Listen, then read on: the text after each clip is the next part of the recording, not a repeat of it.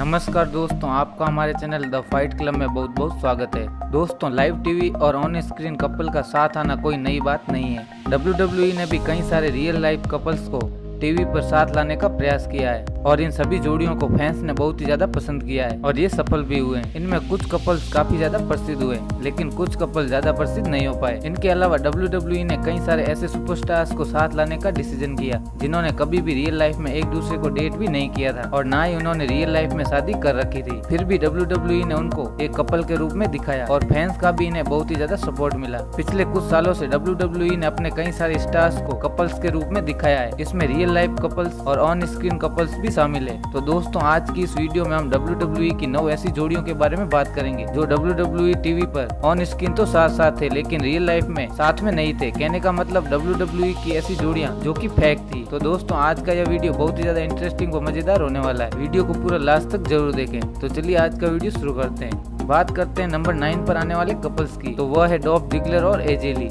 एजेली ने साल 2012 के TLC पेपर-व्यू में जॉन सीना और डॉल्फ जिगलर के बीच हुए मैच में डॉल्फ जिगलर की मदद की थी और इसके कुछ ही दिनों बाद बिगी का डेब्यू हुआ था और वो डॉल्फ जिगलर के साथ जुड़ गए थे। इस दौरान WWE ने एजेली को डॉल्फ जिगलर के साथ बुक किया। इस दौरान रॉ में अल्बर्टो डेल रियो पर money in the bank contract cash in करने के दौरान भी एजेली डॉल्फ जिगलर के साथ थी।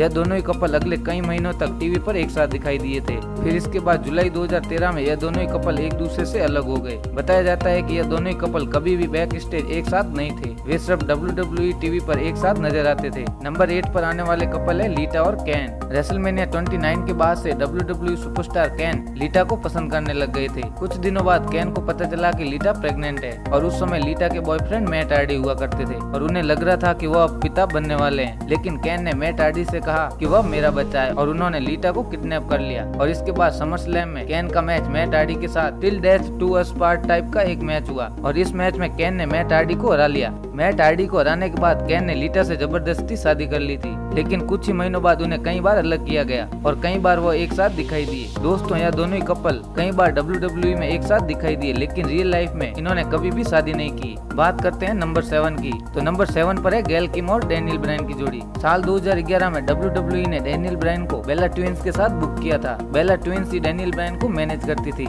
लेकिन कुछ दिनों बाद ही बेला ट्विंस ने डैनियल ब्रायन और गैल किम को किस करते हुए देख लिया था। डैनियल ब्रायन को गैल किम के साथ देख बेला ट्विंस बहुत ही ज्यादा गुस्सा हो गई थी और फिर इसके बाद बेला ट्विंस और गैल किम की दुश्मनी शुरू हो गई थी और उसके कुछ समय बाद ही गैल किम WWE को छोड़कर चली गई थी। गैल किम ने अपने एक इंटरव्यू में डैनियल ब्रायन के साथ स्टोरी लाइन में काम करने के अनुभव के बारे में कई बार बताया, लेकिन ये दोनों कपल WWE टीवी पर ऑन स्क्रीन तो साथ थे, लेकिन रियल लाइफ में ये दोनों कपल कभी भी साथ नहीं थे। अब बात करते हैं नंबर 6 पर आने वाली जोड़ी की, तो वह है जैक राइडर एंड इव टोरेस। दोस्तों, जैक राइडर के लिए 2011 का साल बहुत ही ज्यादा खराब रहा था। उन्हें इव टोरेस के साथ बुक कर दिया गया था, जो पहले जॉन सीना के साथ दिखाई देती थी। जैक राइडर की दुश्मनी उस समय कैन के साथ चल रही थी और बैक स्टेज कैन ने जैक राइडर पर बुरी तरीके से हमला कर लिया था। यह हमला इतना ज्यादा खतरनाक था कि वह व्हील चेयर पर आ गए थे और उनके पैरों में जोरदार चोट लग गई थी। उसके कुछ समय बाद जॉन सीना ने इव टोरेस को कैन से बचा लिया था और फिर उसके बाद उन्होंने इव टोरेस को किस भी किया था और यह चीज जैक राइडर ने देख ली थी। इसके अलावा रेसलमेनिया में इव टोरेस ने जैक राइडर को लो ब्लो लगा दिया था और इस वजह से उनकी टीम की हार हो गई थी। WWE में यह दोनों ही कपल सिर्फ टीवी पर ही एक साथ दिखाई देते थे, लेकिन रियल लाइफ में यह दोनों अलग थे।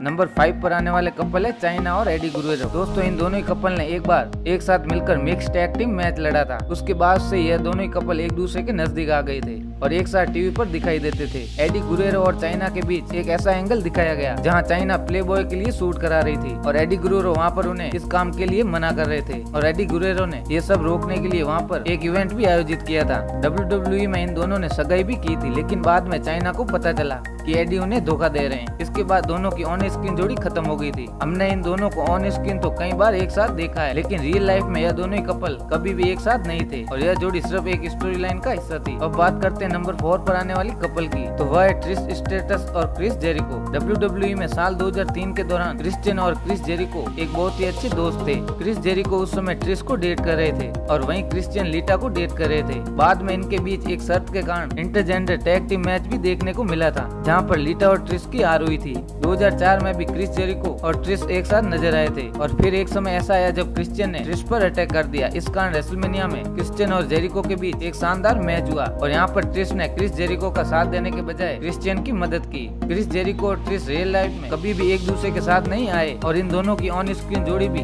ज्यादा दिनों तक नहीं चल सकी। नंबर 3 पर आने वाले कपल है टोरी विल्सन और कार्लिटो। WWE में कार्लिटो को कई सारी वुमेन्स स्टार के साथ बुक किया गया था, जहाँ ट्रिश स्ट्रेटस, रोंजा मेंडिस, बडी बेला और टोरी विल्सन नाम शामिल है। टोरी विल्सन और कार्लिटो का रिलेशन WWE में ज्यादा लंबा नहीं चल सका। ये दोनों ही कपल ऑन स्क्रीन रिलेशनशिप में थे। तब टोरी विल्सन और रिक फ्लेयर की नजदीकियां भी बढ़ रही थी। इस वजह से रिक फ्लेयर और कार्लिटो के बीच भी दुश्मनी शुरू हो गई। कई बार यह दोनों एक साथ टैग टीम में भी नजर आए। इसके बाद दोनों ने एक साथ रेसलमेनिया में भी काम किया।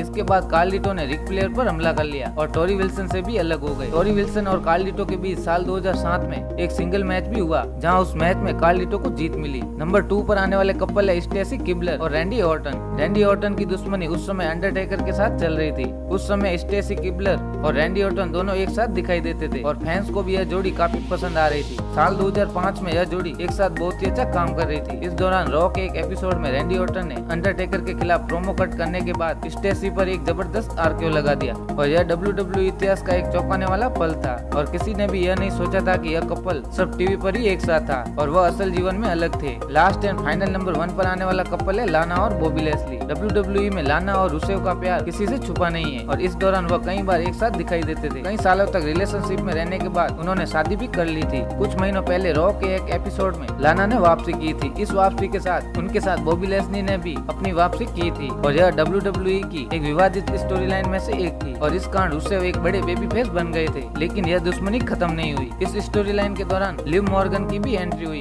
लेकिन उनका इस स्टोरी लाइन में कोई भी मतलब नहीं रहा। ऑनलाइन कई सारे फोटो डालने और रॉ के एपिसोड में शादी करने के बाद भी बॉबी लेस्ली और लाना असल जीवन में कभी भी एक साथ नहीं है। तो दोस्तों, ये थे 9 ऐसे फेक कपल जो टीवी पर ऑन स्क्रीन तो एक साथ थे, लेकिन रियल लाइफ में कभी भी एक दूसरे के साथ नहीं थे। अगर वीडियो में कुछ भी अच्छा लगा हो तो वीडियो को लाइक, कमेंट और शेयर जरूर करें और साथ ही साथ अगर आप हमारे चैनल पर नए हो तो चैनल को सब्सक्राइब जरूर कर लीजिए, क्योंकि हम इसी तरीके से WWE से रिलेटेड इंटरेस्टिंग वीडियो आपके लिए लाते रहते हैं।